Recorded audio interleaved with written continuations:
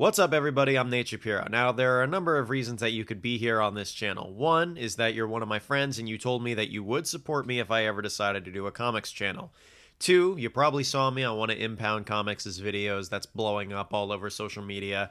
And, well, the comments all told me to make a podcast or a comic book channel, so here we are. I really wasn't quite sure what to talk about for an inaugural video, so let's just piggyback on something that went viral. A lot of people responded pretty well to my talking about why Batman doesn't kill. If you didn't see that video, what I basically explained is that when people ask the question of should Batman kill, why doesn't Batman kill, obviously the in-canon answer that you're going to get is something that Bruce will say where he's like, if I cross that line, then what's to stop me from killing more? A lot of in-canon answers tend to be stuff like, I can't cross that line because then I'm no better than them.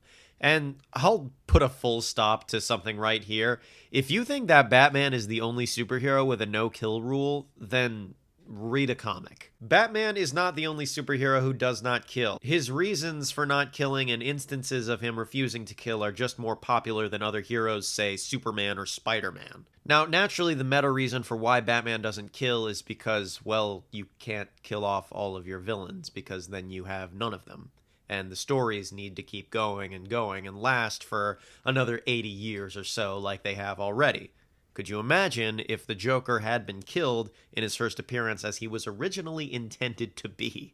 But what I said on this video, and something that a lot of people agreed with, is that Batman can't kill.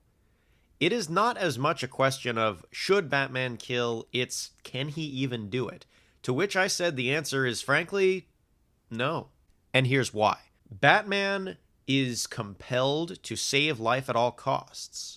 Now, we all know that Batman is a very traumatized character. In fact, a lot of superheroes are born of trauma. But typically, when trauma manifests in a person, like a real person, there is usually a compulsion or an obsession around what forms that trauma. So basically what Bruce is going to tell others and himself is that he can't cross that line because then he won't be able to pull himself from that void. But I actually think the answer is a lot more complicated than that. And maybe it's something that Bruce himself will never acknowledge or may not even ever figure out. And perhaps it's not anything that any writer has straight up said, but when you look at the character through the context of everything that he's appeared in, different variations of the character, but I am mostly talking about the canon mainline continuity version of him, he is compelled to protect life at all costs. You see it in a lot of situations where maybe a villain is about to die and he even rescues them, to which you think, why would you do that? Bruce is compelled to preserve life at all costs because he has a very deep-seated trauma rooted in his brain around the concept of death and loss of life. See, when human beings are exposed to something traumatic at a young age, that trauma response sticks in their heads a lot easier and a lot stronger than it would be if you were a little older. Bruce was 8 years old when he had his first brush with death. I do believe that his compulsion to protect life is a trauma response to seeing death at such an early age and so close to him. Both physically close to him and close because, well, it was his parents. Trauma that's very deeply rooted in a person can compel them to do different things. It can compel an alcoholic to drink or a narcissist to obsess about themselves. In Bruce's case, it manifested as this need, this pathological drive to preserve life at all costs. He couldn't kill if he tried. It is a pathological obsession and compulsion. If you put a bottle in an alcoholic's hands, they are going to drink it. If you put a gun in Bruce's hand, he will not be able to shoot it at someone. There is a mental block in him about taking life. That's what his trauma did to him. It's not a question of if he should, it's a question of he cannot. He is unable. Now, I know what you're going to say. There are a lot of alternate universe depictions and adaptations and instances where, yeah, maybe Bruce has done something that outright killed or led to the death of some of his opponents. But the thing when judging a medium like comics is you've got to really allow a margin of error.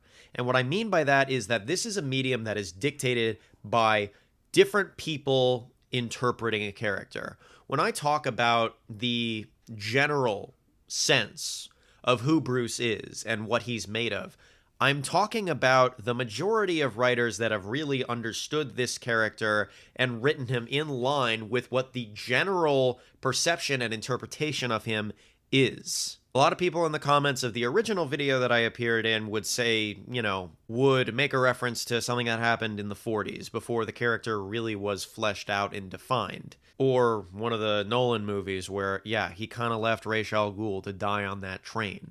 But when we're talking about something that's so vast, that requires so much interpretation even from the people making it, you gotta expect that some people even making it are going to get it wrong.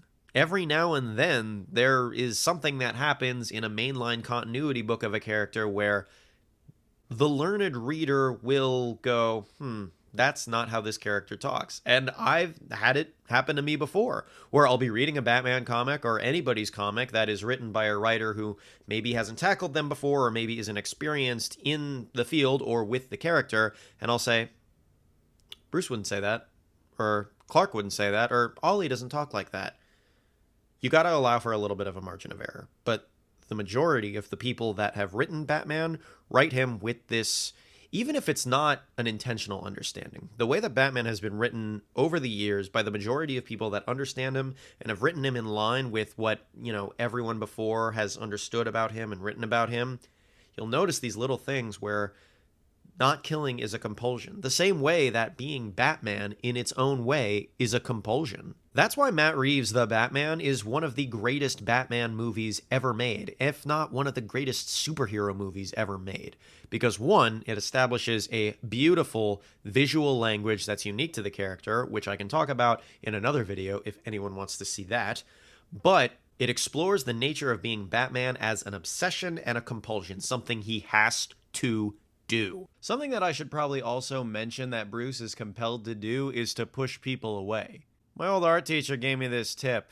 You see, Bruce is a love avoidant. Effectively, one of the ways that Bruce's trauma has manifested in him is that he believes that everybody who gets close to him is going to die. This is why he's a dick to his partners and his friends. Bruce believes that anyone he gets close to will fall into this pattern and be killed. So part of his obsession with preserving life comes with pushing away people that he cares about so that they don't fall into the cycle of people that Bruce has cared about that have died. Now, the pattern of everybody that I cares about dies started with his parents. Like I said, trauma imprints deeper into you the younger you are. So, because subconsciously Bruce thinks that everybody who knows him is going to fall into this trap of caring about him and being killed, he keeps everyone at arm's length. He cares for people, but he doesn't want to show them that he cares because he's worried that if he does, if the fact that he cares about anyone is obvious, they are going to die. It's an unfortunate reality of Bruce's psyche, and people do this in your everyday life. You ever been in a relationship with someone who's so afraid to lose you that they end up pushing you away? Bruce's psyche works in a sort of similar way, but perhaps to a more extreme degree. This is why Bruce's relationships don't tend to really last. There is that block against really letting someone in because it ties into, hey, if I let someone in, they're gonna die. And I have to preserve life by any means necessary. So if that means pushing people away that care about me, if it ends up saving their life, then that's what I gotta do. Now, naturally, Bruce doesn't think this consciously. It's part of the unconscious mind. It's part of that trauma feedback loop.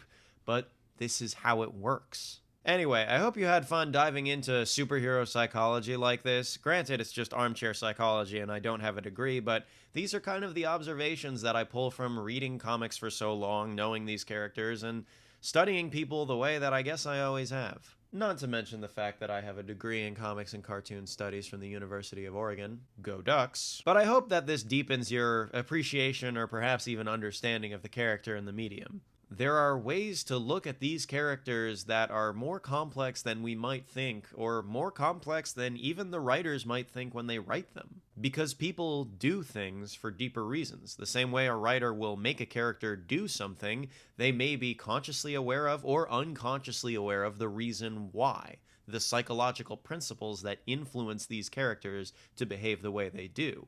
Perhaps they may not exactly be thinking about those principles because you're used to how a character behaves over the years, but you can kind of extrapolate these personality traits and these actions from the real deep-seated psychological reasons that people do and say the things that they do and say. That's all for today. I'm Nate Shapiro. Don't forget to check out my band, Nox Sinister. We are a heavy metal group that makes songs about medieval history and horror movies, so be sure to check us out on all streaming platforms. Hope you guys come back for more videos. Like, comment, and subscribe, all that sort of stuff that every YouTuber on the planet tells you to do. But there will be more of these, rest assured, and I'll see you in the funny pages.